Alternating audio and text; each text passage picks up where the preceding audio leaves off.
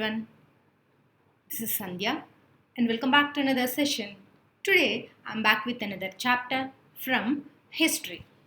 Dear children, in our previous chapters we have studied the British conquest of Indian territories and takeover of kingdom, introduction of new laws, change in the lives of tribal people, also the peasants, changes in the education system, debates regarding the conditions of women and challenges of the caste system, and social and religious reforms, the revolt of 1857 and its aftermath, the decline of crafts and growth of industries.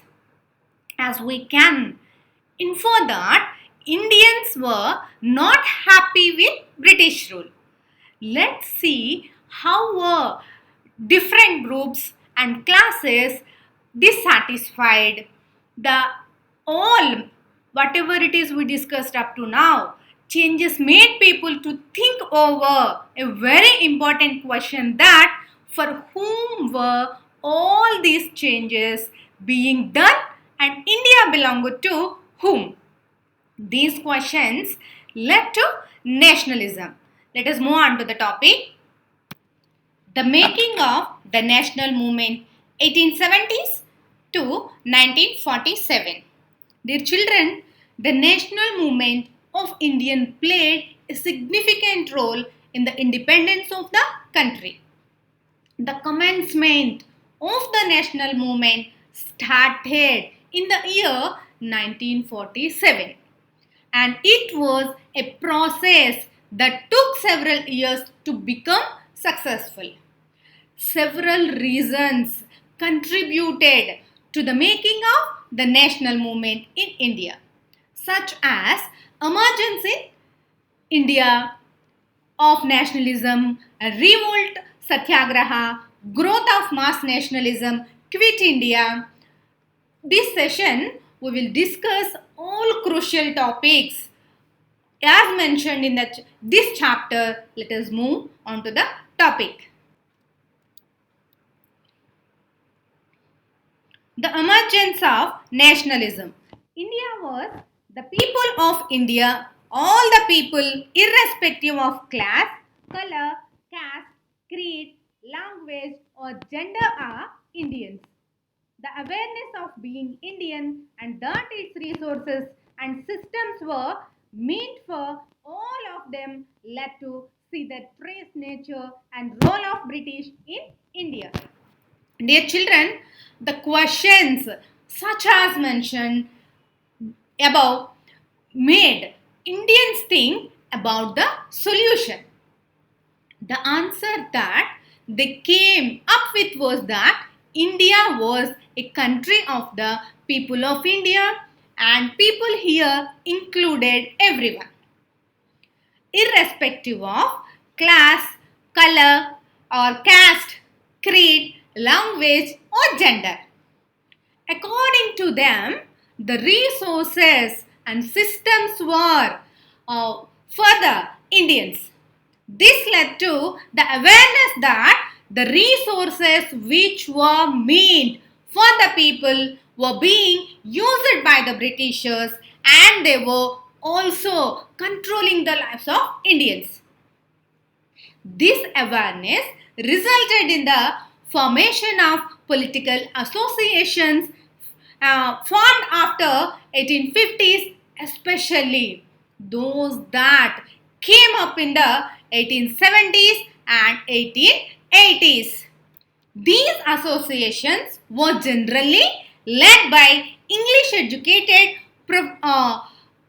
professionals. Once were the Pune Sarvajanik Sabha, the Indian Association, the Madras Mahajan Sabha, the Bombay Presidency Association, and of course the Indian National Congress.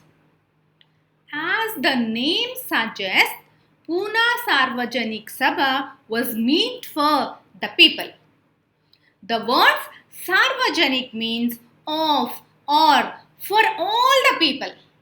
These associations worked in a specific part of the country. However, their goal was started as the goal the India that people are sovereign.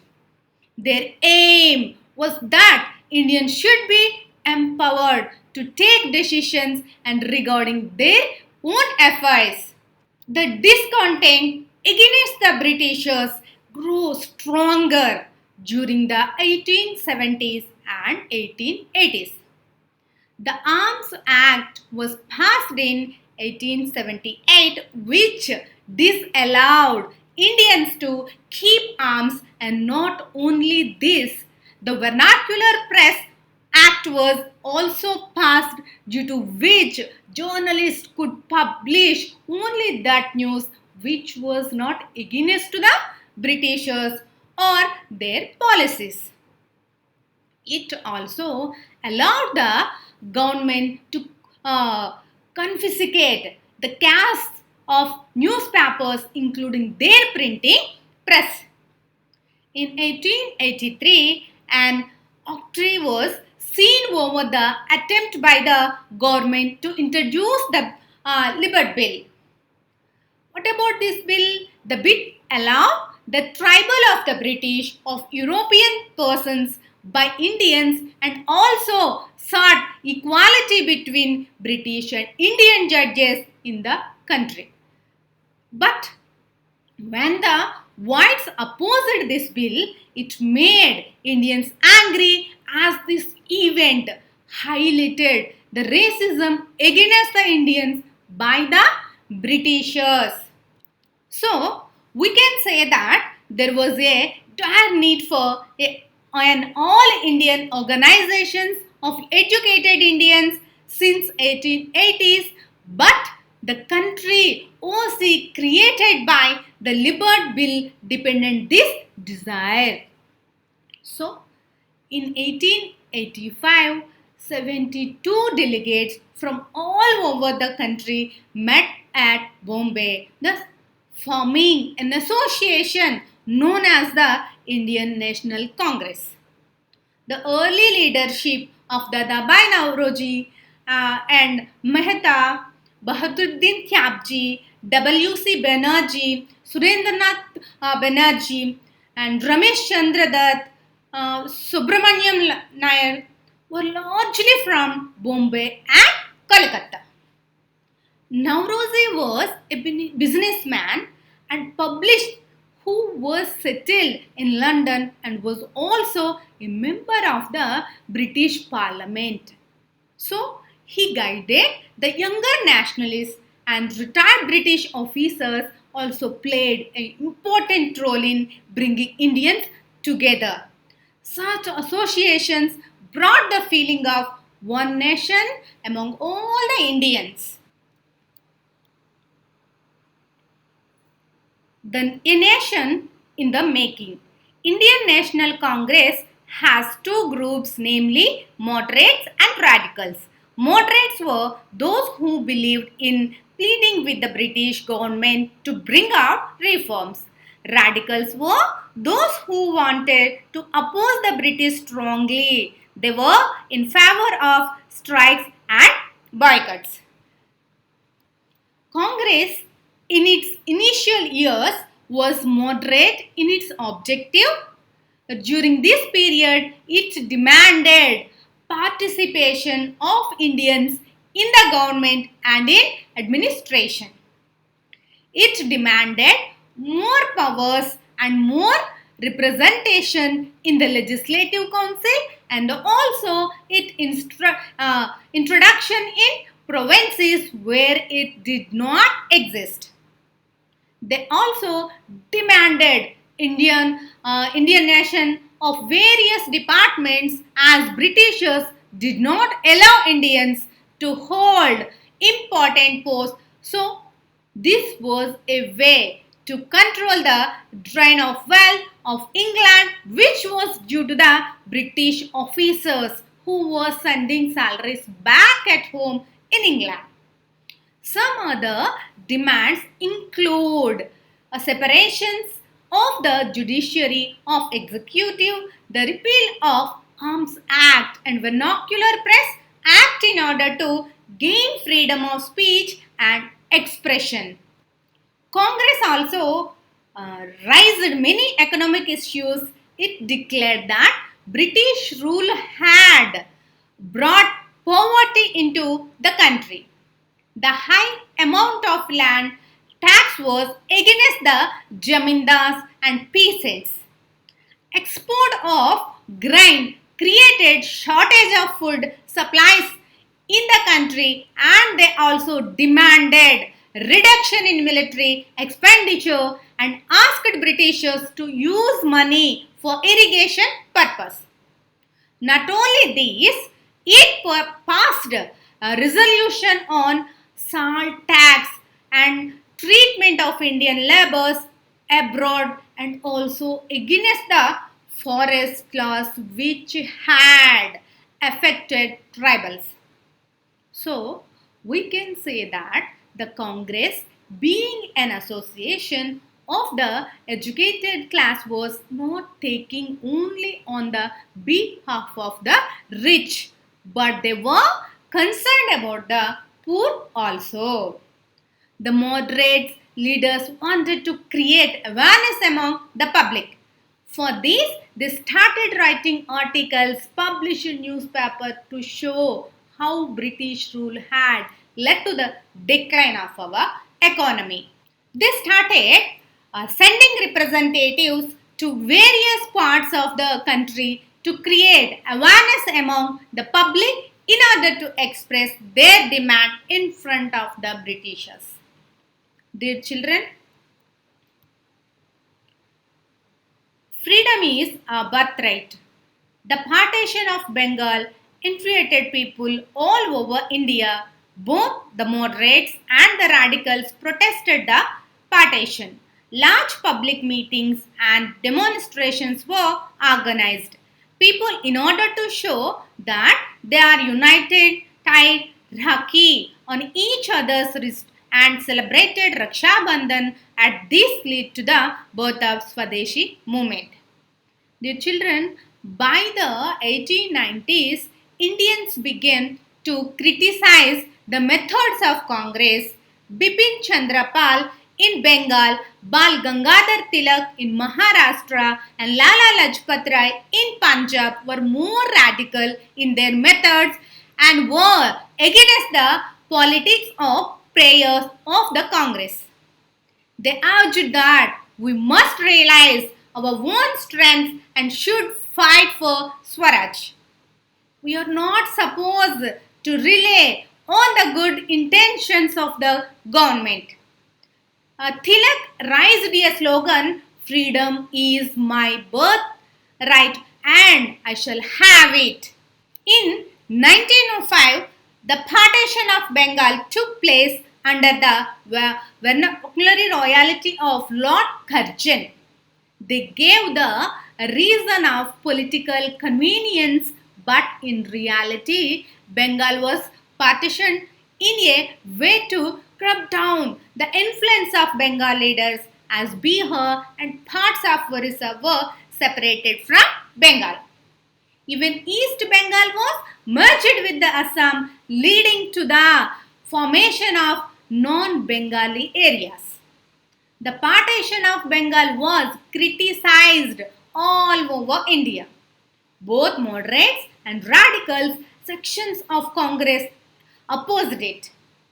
Demonstration was carried out against the partition. The struggle came to be known as the Swadeshi movement. The Swadeshi movement not only opposed the British rule but also encouraged the ideas of Swadeshi enterprise, national education, and use of Indian languages.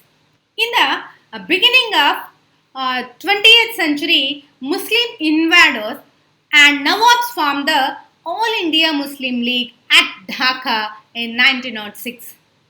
The league was in favor of partition of Bengal.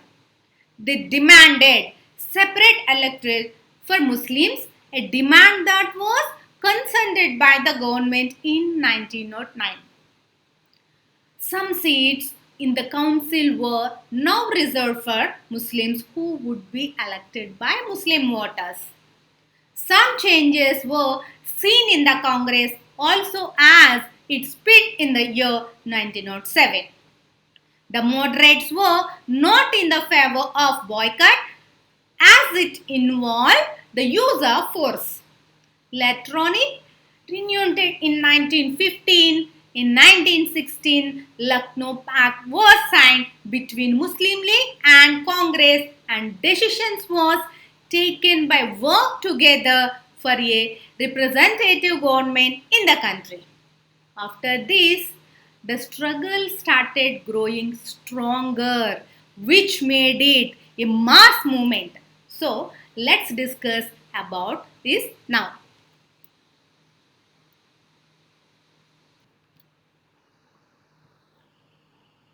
Increased military expenditure and the demands for war supplies led to a sharp rise in prices, which create great difficulties for the common people.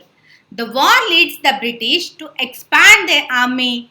The government forced the villages in India to send their soldiers for an allied cause. Dear children, after 1919, the struggle against the British rule started becoming a mass movement which involved peasants, tribes, students, and women as well. Some business groups also began to support the Congress in the 1920s. During the First World War, India faced large difficulty due to military expenses. The means that the expenditure was very huge, and to bear that, government started extracting huge amount of tax from the local people. The rise in the price of commodities was creating difficulty for the common people. On the other hand, as we discussed in chapter 7, business houses were gaining a lot from the war. The war created a huge demand for industrial goods uh, such as jute bags, clothes, and etc. and caused a decline in import. Indian industries expanded to a great extent during the war. The war also resulted in the expansion of the British Army. Many villagers were sent abroad to serve as British soldiers. Many refuses after the war with an understanding that how these imperialist power has colonized Asia and Africa for their own benefits, and how these powers were expanding the people of both countries. This led to the development of a desire to oppose British rule in India. In 1907, a revolution took place in Russia in which peasants and workers struggled for their rights. This inspired the Indian nationalists as the idea of socialism circulated widely. Children, now that we know about the situation during and after the First World War. Now, we will now discuss about Mahatma Gandhi.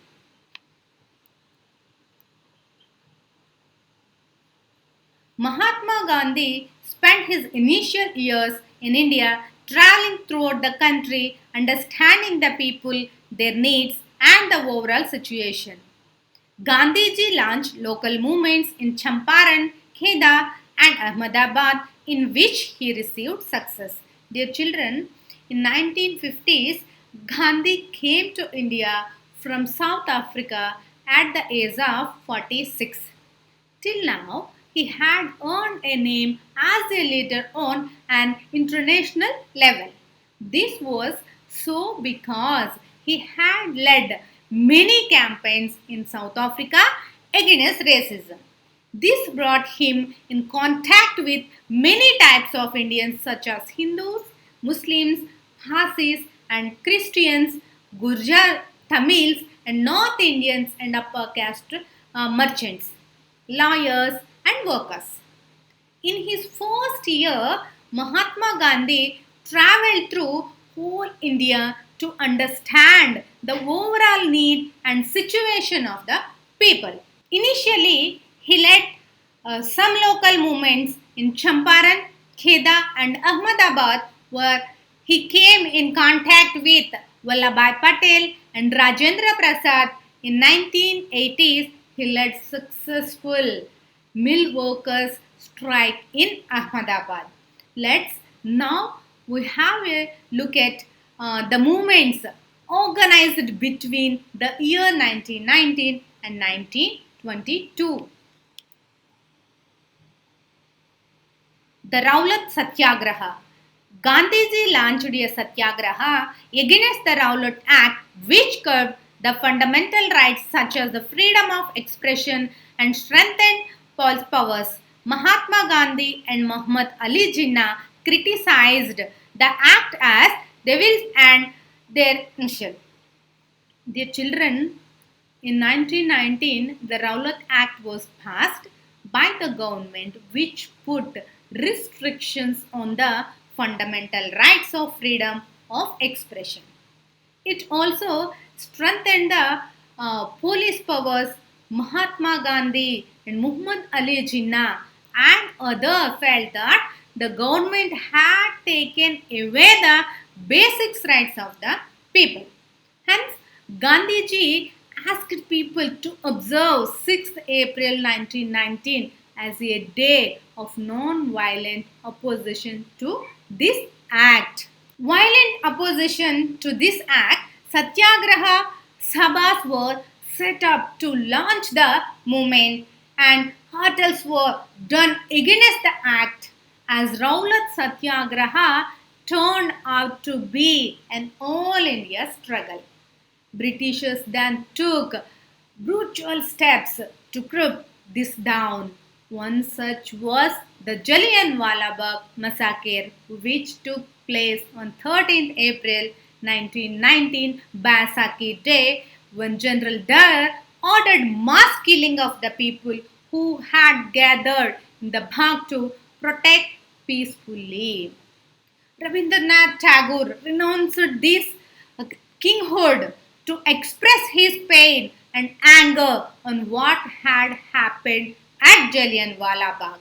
During the Rowlatt Satyagraha, Gandhiji put effort to unite Hindus and Muslims to struggle against the British rule, as he was of the viewpoint that India was the land of various religions. There were some more movements which we led during the period of 1919 and 1922. Some of them we will discuss now. The Jallianwala Bagh massacre. On April 13, 1919, on the day of Baisakhi, people gathered at Jallianwala Bagh for celebration and for public meeting. General Dyer, a British officer, entered Jallianwala Bagh, locked all the entries and ordered his troops to start firing at the crowd. Dear children, on April 13, 1999, on the day of Baisakhi, people gathered at Jallianwala Bagh for celebration and for public meeting. General Dyer, a British officer, entered Jallianwala Bagh, locked all the entries and ordered his troops to start firing at the crowd. Thousands of people were killed. The country was shocked by this incident. All national leaders protested strongly against this cruel act. Children, remaining we will discuss next class. Here activity for you. Find out more about the life and work of any two participants or leaders of the national movement and write a short essay about them. You may choose a person not mentioned in this chapter and more map work. On the outline map of India, mark and label the following places: Bombay, Calcutta, Pune and Lucknow. Let us have a quick look at today's lesson summary. In 1905, Bengal was partitioned by Viceroy Curzon, which led to the Swadeshi movement. In 1919, Gandhiji started Satyagraha movement against the Rowlatt Act that the British had just passed. In April 1919, the Jallianwala Bagh massacre took place. In 1930, Gandhiji started Dandi March against the Saltla. He got immense support from the people. The combined struggles of the Indian people bore fruit when the Government of India Act of 1935 prescribed provincial autonomy and the government announced elections to the provincial legislatures in 1937. In 1942, Quit India movement was initiated under the leadership of Mahatma Gandhi. Children, last but not least, as we can infer that, try to learn from every little thing and no one would be wiser than you. Help yourself, others will come forward to help you as well. Learning will continue even during this crisis. Stay tuned for more video lectures on social science. Have a good day. Thank you.